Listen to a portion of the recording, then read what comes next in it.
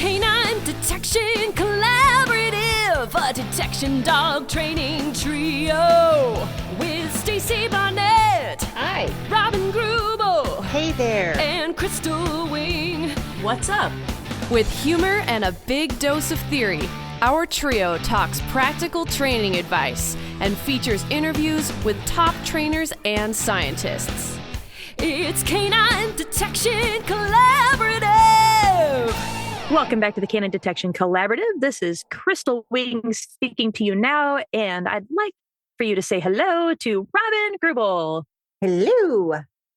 Everyone just said hello to you, just so you know. They did. I heard them in their cars. And Stacy Barnett, how are you today? Greetings.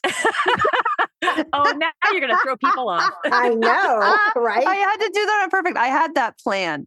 I had a plan. Gosh. I did. I'm sitting here. I had like this like grin on my face. Like I'm going to say. I wonder what that grin was. Like, hee. So look at us kind of building one topic to the next. So we talked about struggle, and then we talked about coaching. And in that coaching, we talked about how to help your learner, your coachee improve and meet their potential and find their success. And so what a great topic to now go into and talk about success. What is that for us? What is that for our dogs? And this was inspired by a post from Stephanie. She sent us a message and said, here's a couple of brain-teasing conversational questions. well, there's a little inside joke there. We'll Yeah, but we love those. But anyway.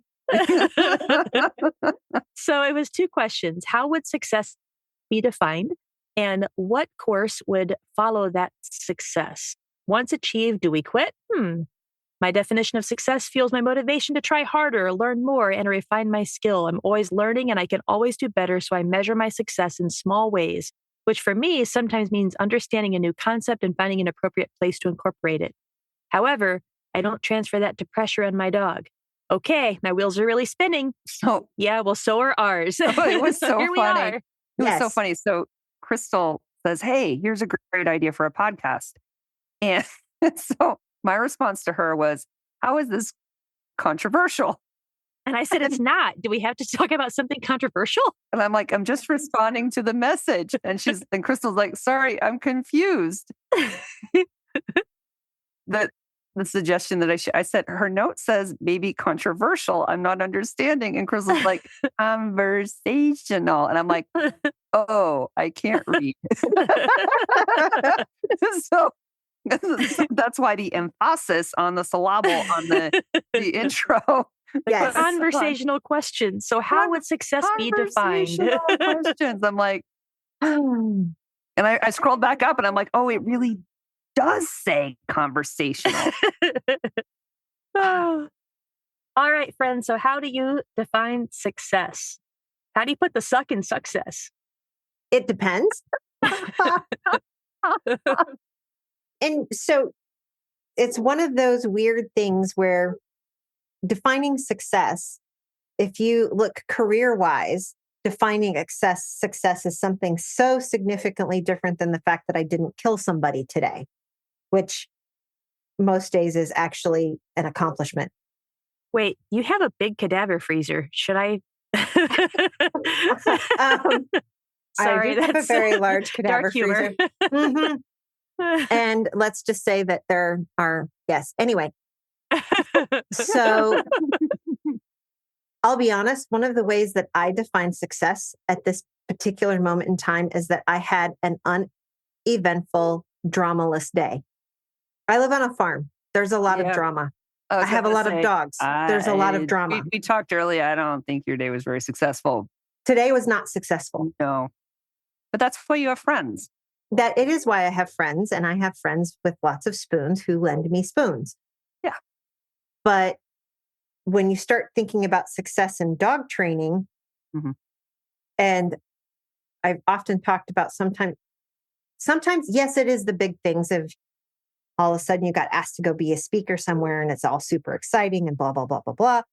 But some days it literally is the fact that all of a sudden your dog is doing the perfect contact heel. And they're like, the switch clicked and they're like, I got it. And so the other thing that really, I started really internalizing this. I started putting this on the slides that I've been doing for my webinars, is that detection training is a process. Mm-hmm. Training is a process. And you have to learn to love the process, not just the outcome.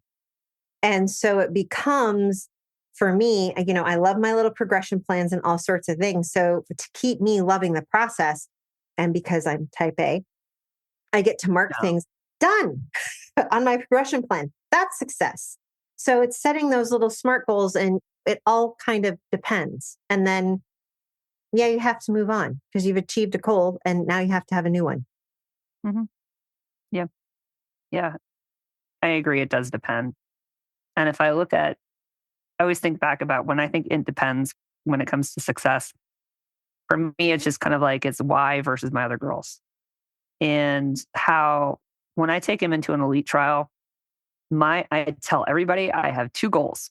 Number 1, happy dog. Number 2, keep points. Now, I just want to make this understandable. Keeping points at an elite trial means you score 43% at least of the points available. That's it. And he has always kept points. Sometimes he's kept it. He's had his highest score is 76, right? Sometimes he's barely squeaked through. Or one time he really, really barely squeaked through. But it's very different from, Powder, who her very last elite trials last 2 elite trials, she got 100. And then the one right after that, she found every single hide, and we had one very understandable false. So ended up with a 96. And then the next weekend, she goes and got her first summit trial with a high-end trial. That's different. Or prize. I mean, she got 100 recently, right? They're on the other end. For them, that is success, right? For Y, being happy and keeping points is success. And I think we have to be careful. And this is why I don't like it when people compare dogs. And I'm just going to go on a rant here, if that's okay. Is that the whole comparison thing, I think, is just, there will only be upset feelings and trauma. And that is, you will only be disappointed. You can only get disappointed when you compare. And so for me, when I think about success and the words, it depends, it's about the fact that you really, it's not comparable. It's just not comparable. So when I think about success for my dogs, that's what I think about. Can we mention Crystal and her red light right now that's just like shining in her eyes? What the heck? Oh, she's got her headlamp on. You have your headlamp on? Crystal is still in her van because she's van camping. She looks. And I have to take notes, and I can't see my paper to take notes. So, do you have your headlamp on? Yes, she does. It's really cute because basically now she just looks like a big glowing light. Yeah, she looks kind of like a villain. Oh, if you awesome. tilt it down, you can actually see the outline of her face. I know. Sorry. It's okay. It's really kind creepy. of funny. Yeah, it is creepy. We should do like a screenshot. Back to comparison. You can screenshot. That's fine. Here, I'll try to get it down to the right angle for you.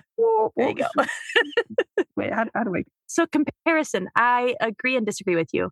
So I agree because it can be very negative. It can be excessive, and we can feel inadequate. We can have envy, all those things. I totally agree.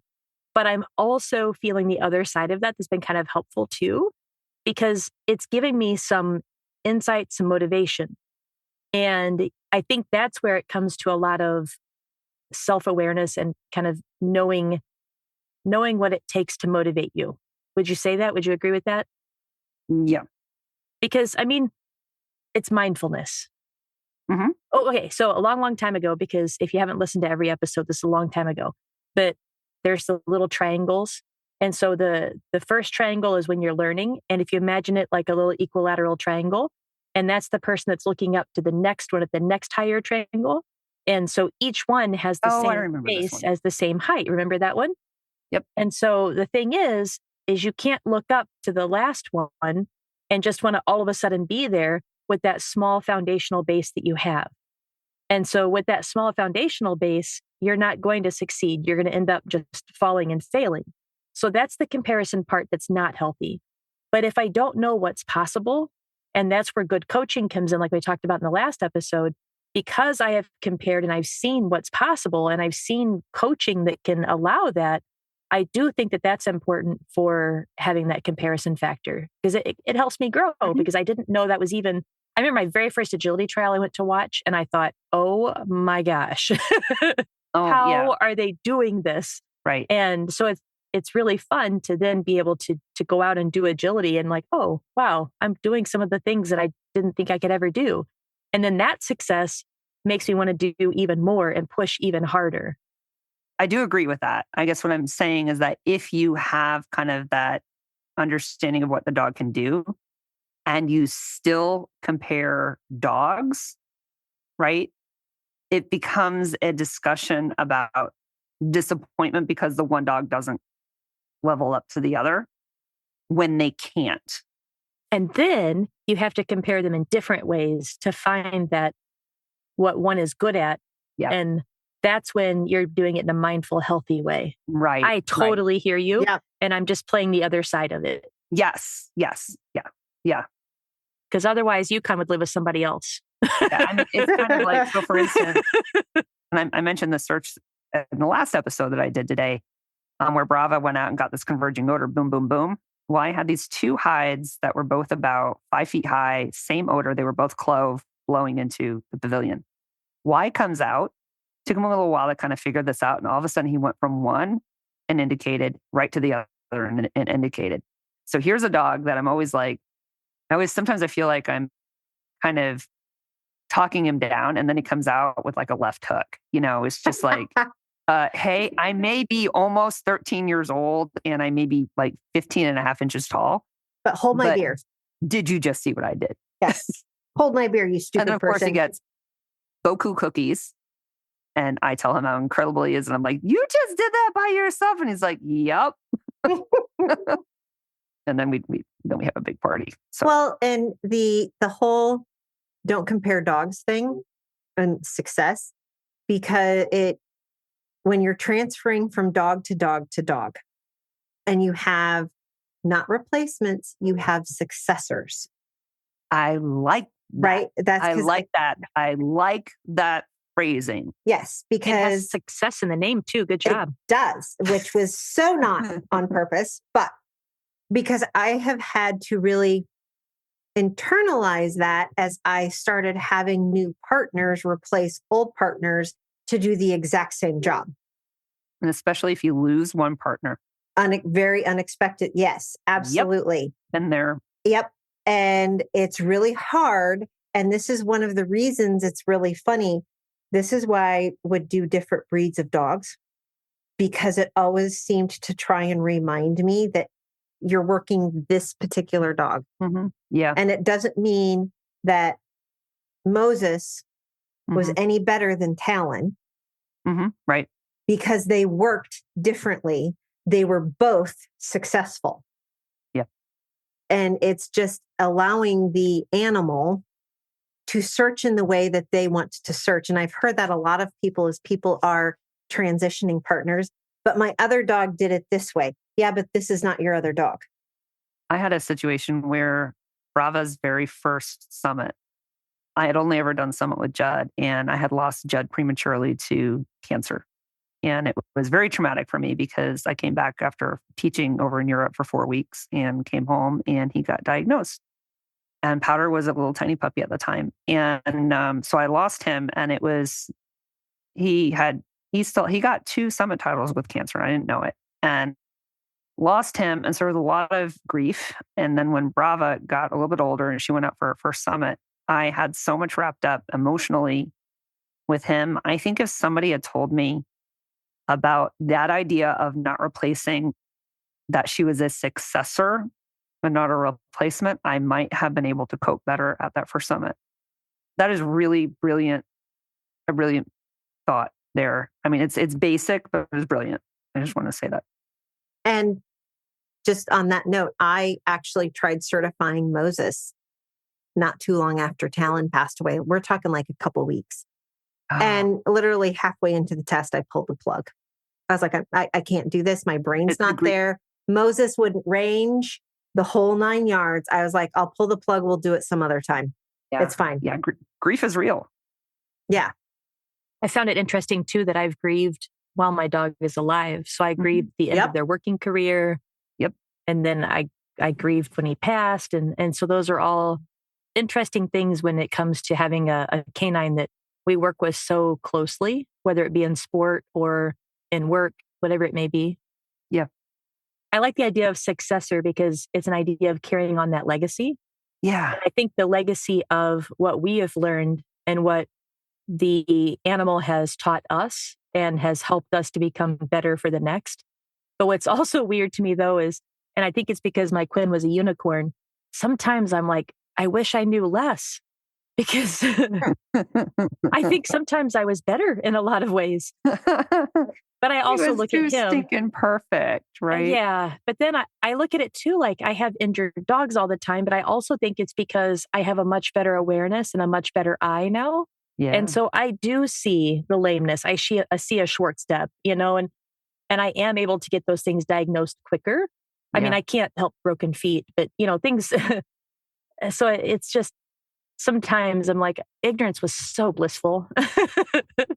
Yeah, it is and it isn't because I think, looking I don't back, want my animal to be in pain. So I'm not, but it was like kind of like when I didn't do as well, but it was a simpler time, right? With that's my first huge. sport dog. Yes, Stacy, there on the nose. It was simpler. It was a simpler time. I feel like, but it was still a struggle, and you forget the struggle.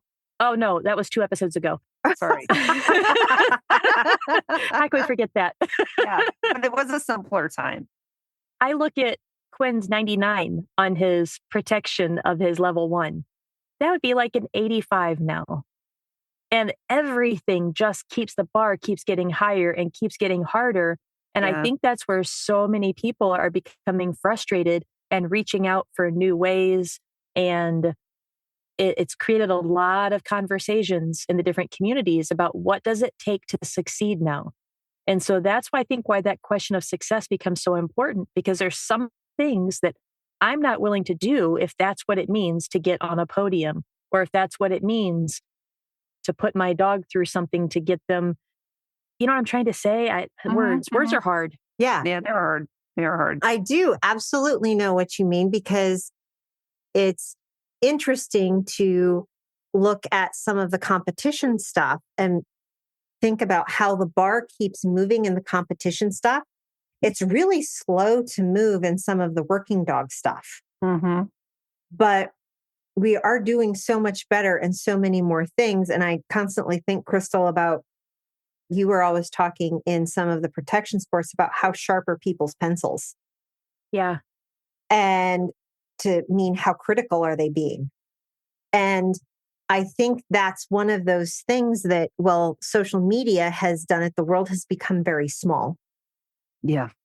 And so, not only has the world become small, that you get to see what the really high achieving competitors are doing. Mm-hmm. But it also really, really makes people be like, well, I'm never going to be good enough. So how do you maintain the motivation to even get out on the field and try? And I like how Stacy said too, was she saying not giving away points or not losing points? How did you say it? Or keeping all your points? Oh. I'm like, what are you talking about? Oh, yeah. You have to keep points. So, for wise success, happy dog, keep points. So that's what I always try to do is I'm always going out there thinking, we have 100 points right now, buddy. Let's go do this. Yeah. And I think it's just different ways of thinking about it, because some people think about it right now, I have 0 points. And each thing I do, like this exercise is 10 points. I'm going to try to earn 10 out of 10. Yeah. And this one's worth 15 points. I'm going to try to earn 15 out of 15. And it's such a little shift. Yeah. But I like going out there going, we have 100 points. Come on, buddy. Let's keep them. Like right here. Let's go. And I don't know why that feels more motivational to me. It does. And that's actually hugely applicable to Summit, because it's so easy to get in your own head and to think, oh, I only have 45 points this morning. I'm just making this, whatever. And I need to have, more points, and, more points means more hides, but maybe there aren't more hides to find. So if you put pressure on yourself to get more points, you're just going to be calling false alerts. I mean, I think back to Powder's very first summit search ever, where we had the 8 school buses and there was one hideout there. And it's like where I'm like sitting here going, you're in odor this whole time, because the odor was everywhere. And I'm like, are you just not settling on it? And finally, she just alerted in one spot and I got a yes. And then we didn't alert anywhere else. And it was walking away. I actually accidentally videoed my walk back to the car and my GoPro. And I went back and I listened to I was talking on the outside. I was actually talking to Powder, but I was like talking like, oh, geez, Powder, I don't know. I don't know what's going on back there. You know what, Powder? I think there was only one hideout there. I think you killed it. And it was this transition in the space of like 3 minutes as I'm walking and talking to my dog on the way back of how it went from, we really are in trouble, to, dang it, kiddo, you nailed it. Is that a single person thing, or is that do you do that, Robin? Uh-huh. Okay. I didn't know if that was just because we spend so much time by ourselves and with our dogs. Oh, no. I absolutely, the self-talk. Because I do it too. Yeah, no, the self-talk that goes on I have to. in my brain, because I love Joe. Out loud. Oh, out loud? Yeah, no, we're out loud. This is all out loud. Oh, yeah, uh-huh. Okay. Absolutely. No, you should hear me talk to myself while I'm like doing chores. The donkeys know a lot of And they're not saying a thing. No, they're not saying a thing. They got really big ears. It all goes in and doesn't come out. Oh my God. So I think that we need to really understand that success with one dog is different than success with another dog. Mm-hmm. And the whole concept of sometimes you may still get where you need to go, but it's not the route that you wanted to get there. And I remember sometimes thinking about, oh, well, we have 100 points. Let's go out and claim our 100 points concept. Uh-huh. As sitting in a class in college, last Ice Age, and having a teacher say, everybody in here has an A. Well, you have to use it. Yeah. It's up to you to maintain the A, or you can lose the A. And that was such a novel way that got me thinking about all sorts of stuff. And it's interesting and exciting to see, like, we have distraction camp and you have these people who have shown up with various challenges that they've gotten to go on with their dog.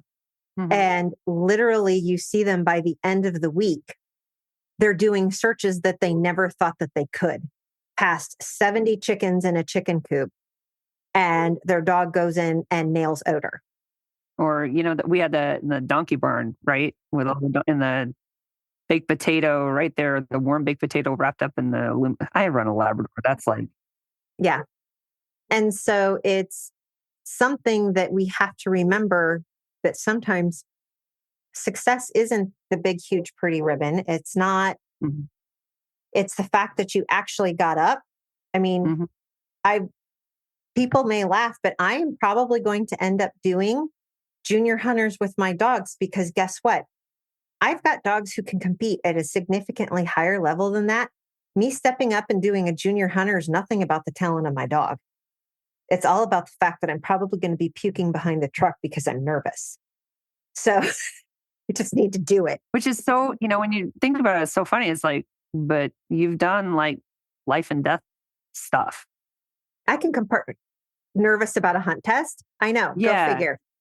I know. Yeah. It is kind of. Yeah. I can compartmentalize the other stuff, but the hunt test stuff, oh no. Because I'm new.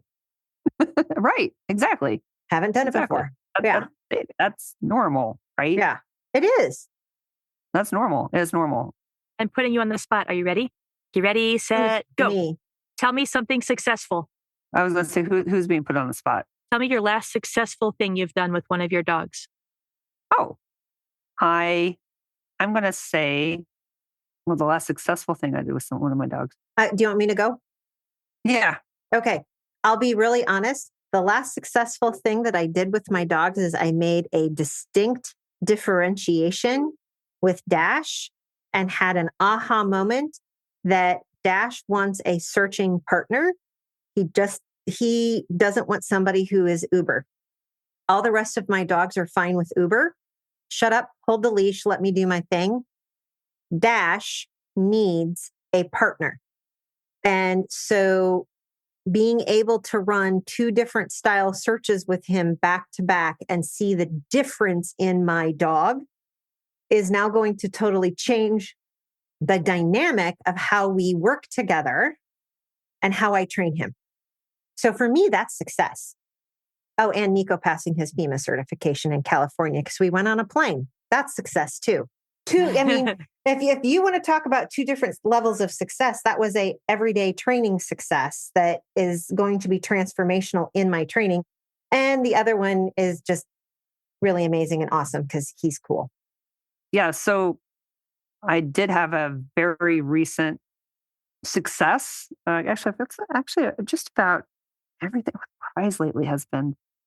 I had a train. I went with my training partner the other day, and we were training, and it was this incredible training session. We weren't working searches where we were hiding in big, lots of acres. We made it really, really basic. Just we used a big field or whatever. It was maybe, I don't know, like 8-10 acres or something like that. It was just a big field, and we were introducing new concepts and starting a concept of a moving subject. And my success with Prize was that I was able to fundamentally maintain and improve the quality of her refined behavior chain, full TFR, with improvement in the 4 little short setups that we did, so that she increased her understanding of criteria that you must go all the way back to the subject and you must come all the way back to me every time. Not, hey, come this way. Okay, now I'll come back. No, you have to go all the way. So we were balancing the behavior chain with using the different reinforcers we had available to us. And to see her at the end of like these 4 repetitions go, oh, got it, was a huge success. So I'm going to put that in a big success column. From a competitive success, I'm not going to talk about summits or anything else. I'm going to talk about why at the Fish Kill Elite, he won an elite search. That it was this big, huge search. When I look at the search setup, that search was definitely set up like a summit. Huge, huge dining area.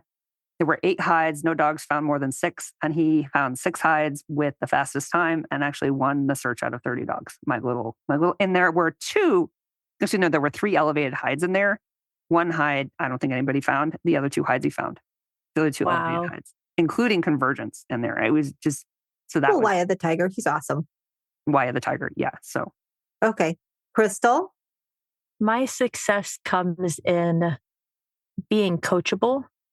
I feel like at this last seminar, I definitely have a brain that has thought about everything and every step from now until the end of the behavior and all the things that I've tried to do and have thought about trying to do. And so I think sometimes because of the way my brain grows, that when someone gives me a suggestion, my initial response can be a little bit uncoachable feeling or sounding. And because I had 2 people that I respect a whole bunch and I know that they know my brain, which makes it so much easier. Yes. I felt like I could really practice taking in, listening, trusting the process, and not thinking ahead, but just doing what they said. And so that was a big success for myself of something that I've been wanting to work on, and I was able to work on that. The success that I feel like I had with Radish, I am so blown away by her overcoming things that I thought would be a challenge for us forever. So one of those is the slick floors. She has really that's just not the issue it used to be. She is a little bit slower in the beginning, but there's nothing that's going to stop her from going through to do her job. And I'm proud of myself for how I handled that and how I built her confidence. So that was a success on my part of supporting her as a good teammate. And not only in one problem did we have that, but we also had like a crazy distraction we worked through. And we also had another part that's really hard is her going into dark crevice spaces. And she went in without my help and then out of sight from me. Christy helped her and didn't let her come out of the space on the other side to see me because she thinks that she needs to see me in order to tell me things sometimes.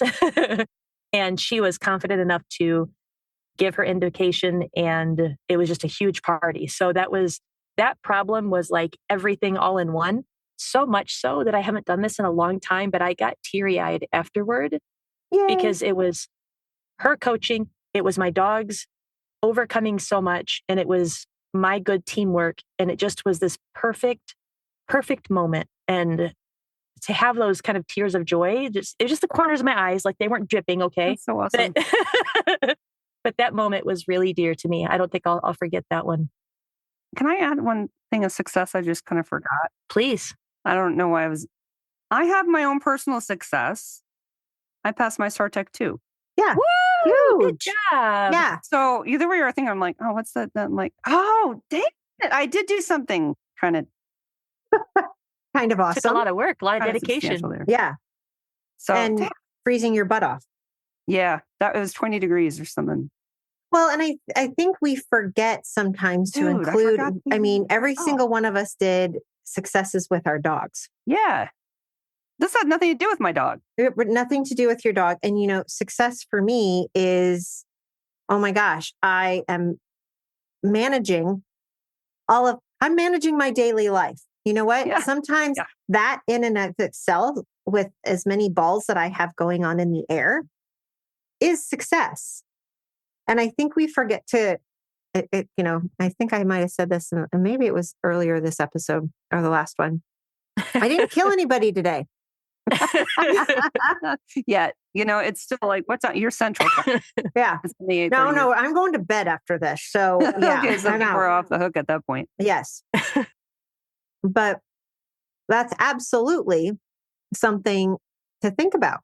Yeah, because I literally, my mind went to my dogs, and this had nothing to do with my dogs. It was not a canine thing. So yeah, I've been trying so hard, with Alyssa reminding me that when I am done training, I thank my dogs, and I have absolutely had to add that for myself as well, to thank myself for getting out there and doing it. Because like the last 2 days, I haven't even trained for the BH that's in 3 days, and I'm minimally trained during the search and rescue seminar.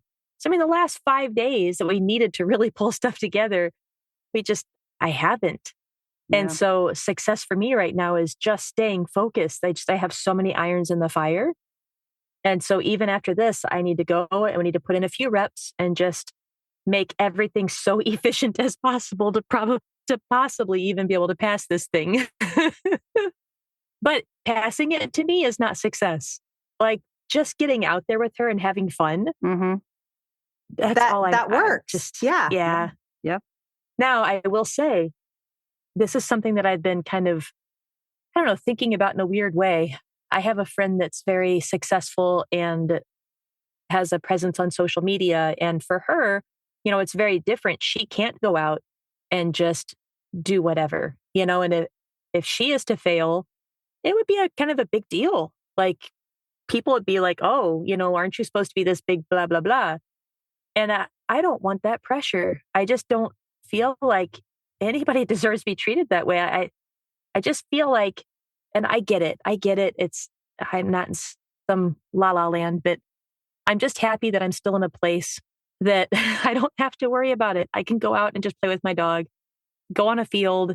If we don't pass, oh well. There's a lot of pressure that comes on past success. Yeah. And people notice. Yeah. I don't feel it with why, although people are probably like, wow, that was a weird search. But if I come to the line with one of the girls, oh, I feel it. I really feel it. Yeah. Because people look, people watch. And people give And sides. they judge and they're like, yeah. And they're like, ooh. Yeah. They're, oh my gosh, you had a horrible day. You know what? Like, Yeah, ooh. I And did. then they're like silently rubbing their hands together, like, oh, you're like rejoicing in your.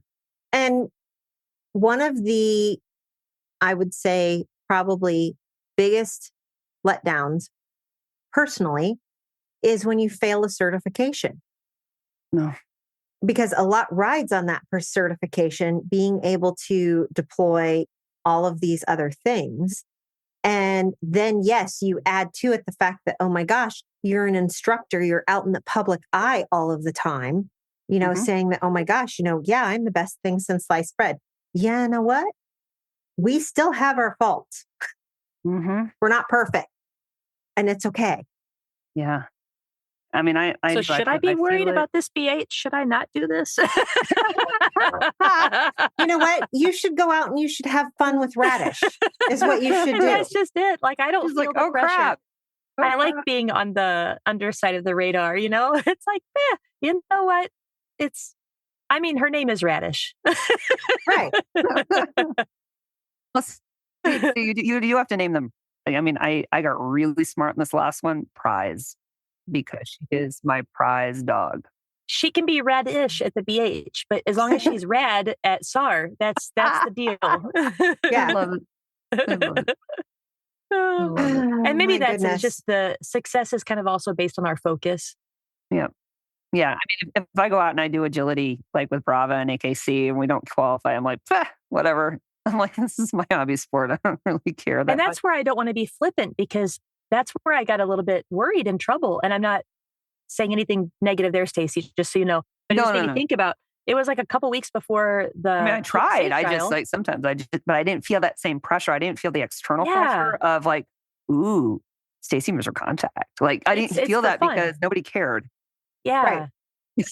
And that's where I had to like watch myself, because we got our PDC with PSA, and I mean, we only did like the scenario twice and we barely passed. Okay. It wasn't pretty. We barely passed. Okay. But we passed. And it's not a point thing, really. It's, did you pass? Did you not? And after we passed, I had to catch myself, because there are people that have tried over and over and over again. And that is their sport. That is their passion and what they train for. And I don't want to sound rude of saying, we just came out for fun. Yeah. So there is that kind of, I don't know how to say it delicately, and think about other people and how they're feeling about it. And it's like, because I know like BH used to be like a really, really serious thing that I wanted to make sure that I was ready for a 1 or a 2 before I'd even get my BH. But because that's not my goals with her. And so that's where it makes it, I guess, different in my mind. But I also don't want to be belittling to others that are working so hard for it. I don't know if that makes sense or not. No, it totally makes sense, because I think about some of the stuff that I'm stepping into the, hopefully someday we'll step into that hunt test world. Right. Maybe the field trial world, probably not these dogs, maybe 2 or 3 dogs from now. The successors? Yeah. And a whole bunch of successors. But you also bring a lot. I bring experience. Stacy, you're bringing a lot of experience into the search and rescue world that you're already coming with. Yes, it's new and different, but it's very different application. The fundamentals are there. Yeah. Yeah. And right. I've got a great phone a friend option over here. Yeah. Which is kind of awesome. And Crystal, you did the same thing, coming from the Mondio world and all sorts of things into the search and rescue world. And it's been fun and interesting as somebody who's been in this field of detection for a really, really long time, to basically work with 2 people who are seeing the whole field with brand new eyeballs. Mm-hmm. And it makes me think about things differently. Good. Which is fantastic. But you also have to realize that I'll take those 23 years of experience and I'll go over into the hunt test world and we'll flounder for a little bit. And I'm sure I'm going to fail some tests, and it's okay. Yep. Because I don't care. I'm out there having fun with my dog. So success is the joy that we have with our dogs and the relationship that we're building. I think that that is a beautiful definition of success. Yeah. Unless we're talking serious stuff, and then it's more than just that, but that's the foundation of it. Yeah. If you think about, I mean, the search and rescue is very, very serious, but we have to also understand. And I think that this is one of the things where I spent a lot of time thinking about what defines success for me in search and rescue. And, initially it was, I want to find somebody. Let's be honest, I think it was 9 years before I found anybody. Mm-hmm. It's a long time to train for that level of reinforcement because we're animals, Yep. right? So we have to have some level of reinforcement. And when I started thinking about it like that, it became a much more interesting conversation with myself. Thanks. Yeah. About the fact of, well, why do I train to do this very stressful thing? And it became the fact that, well, I get to do cool stuff with my dogs. And then that led to the question of, well, is this the only cool thing that you can do with your dog? And the answer is no. I can do all sorts of cool stuff with my dog, which then significantly broadened my vision of what else can I do that is cool that I can do with my dogs that, wouldn't you know, is not search and rescue.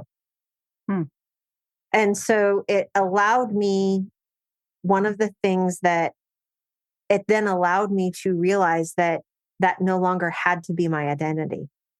And that's freeing. That's kind of freeing. It is freeing. And that also kind of happened. I had that whole entire experience as well when I lost my corporate job, because we spend a lot of time getting involved in the whole fact that what we do for a living turns into our identity. And when you have that snatched away from you in an hour-long phone call that you're no longer going to be that person anymore, it's sort of shocking. And I think about that with people who are losing their jobs or retiring and other things, that just that identity piece is huge, which also goes back to feeding into success and finding motivation. Yeah, because if you don't have that place where you fit or know where you're going, you kind of don't know what your goals are. And if you don't have your goals, then what does success mean? Yeah, exactly. And I think some people are just super driven and they always just want to get better. And some people, like I have a couple of friends that are just love training. And it's not about success even for them. Right. It's about training their dog to do cool stuff. Yeah. Yeah. And so I wonder how they think about or would even consider success as part of their conversation. Well, and some of their stuff may actually be more along the whole lines of success is getting their dogs to do this really complicated thing in X number of times or things like that. That's success to them. So I don't know how they define it. That'd be interesting to have that conversation with them. I don't know. Takeaways. What do you think? Takeaways? I feel like we've been successful here. I think my takeaway is that success is very personal. And how you define success really can't be based off of somebody else's vision of what success should be. And that it's got to be something like nobody can tell you what success is. Like you really literally have to kind of come to that conclusion on your own. And it's a very personal, inward looking process to try to figure out what that looks like. Yes. And I think one of the things that I will say is your definition of success is probably very directly related to your why. Yeah. Why are you bringing why back into it? Because why is awesome. Why the tiger? Yes. Sorry. That whole conversation around why are you doing what you're doing? And let's look past of what the contrite little answer is that you can quote to other people. Yeah. My takeaways, I like starting with that 100 points or whatever the max points is for that thing, because I feel successful in my mindset when I do that. I feel like we're going out there and we've already won. And that helps me. And it may not help others, but that helps me. And the other thing that I have to do is I have to focus on my success, because I am so predisposed to looking at all of the negatives. And that's either a cultural thing, it's a foundational thing, whatever it is, but it's always, you can do better, there's more, push harder, dig deeper. And those are all great concepts. But I have to be able to start off by saying, this is what we're doing well now, and build from that. Or else I get too deep in this is what's wrong and why we have to push harder. So these are all things that I've had to kind of flip over on its head. So those are kind of my thoughts on success right now in this moment in my life. It's way different than what it was in my 20s. It is. So it's interesting how success has changed. And I also feel like I don't want as much pressure at this phase of my life. Whereas I really thrived a whole bunch on pressure in my 20s and 30s. I was like, bring it, let's go. And I felt like I had claws and I could just dig in and just dig harder and deeper and push and go faster and more furious. And now I'm like, I don't want all that. I don't want to feel all that. That's called frontal lobe development. It is. and I think some of it is literally one of my goals actually coming off of knee surgery, and how I'm trying to define success is spending more time doing what I enjoy doing and less time doing what I don't enjoy doing. There's still some certain aspects, I still have to talk to my bookkeeper because that happens. I love my bookkeeper. She's amazing. But I hate accounting. I hate it. I still have to do it. But I'm also hiring somebody to do that.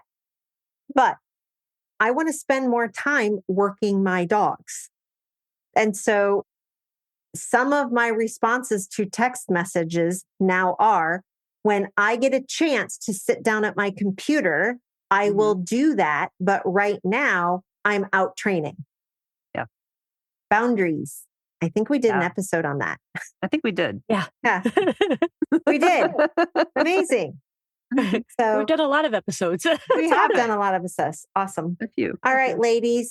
Thank you, as always, for a awesome conversation. And thank you to Stephanie for sending us a thoughtful note that we then conversational, not controversial conversational topic. Oh boy. If you guys have suggestions, yes, we do have a pin on the Facebook page where you can use a survey to submit your suggestions. So don't forget, you can still register for Distraction Camp.